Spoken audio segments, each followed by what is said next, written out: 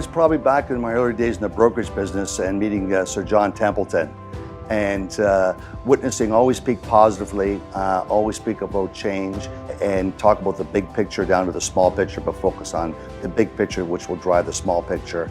And at the same time, when you go to the small picture, you're really betting on people. And it's recognizing that great people are few and far between, and it helps you make your decision. We learn by what they call tacit knowledge, or you have explicit knowledge. And the best metaphor with that is getting your driver's license. That's explicit knowledge. That doesn't mean you are a good driver. Over time, you become an accomplished driver, and then we're going to send you to the UK.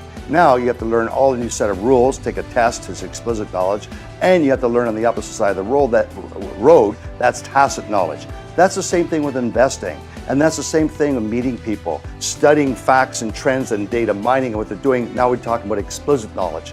It's the combination of the two where 1 and 1 becomes 11. Well, the speech I gave is for everyone to recognize the significance of digital world and how it's influencing stock prices, information from President Trump winning the election to now we have cryptocurrencies, and they all come together. And we have now millennials, which are bigger than baby boomers, and they have a different set of values and beliefs, and it's to recognize this. And with that, you can see opportunities and you can understand risks and opportunities better. And it's to appreciate deductive thinking versus inductive thinking, like Dr. House. And how can you create a probability of analyzing data smarter and better and more quickly? And that was another big part for people to understand that this data is so big. It's not just you going to buy a pair of shoes or you go and log on, but to understand what's called natural language processing, which comes out of Stanford University and is the backbone for Google. Quant funds are putting it on steroids of how they can process and listen to Fed minutes, 250 pages in 1 minute, and look for word pattern differences from the previous Fed minutes and make it a decision. That's, to me, is remarkable.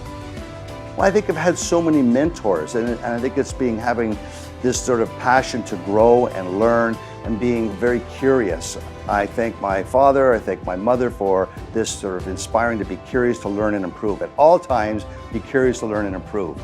So when I meet other people that can add to my curiosity or how I can learn something, I think that's a big factor. Joining YPO, Young Presidents Organization, is all about peer-to-peer learning, from industry trends down to individual leadership roles and responsibilities.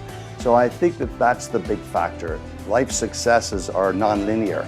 They're not just a straight line, like nonlinear math, and appreciating that.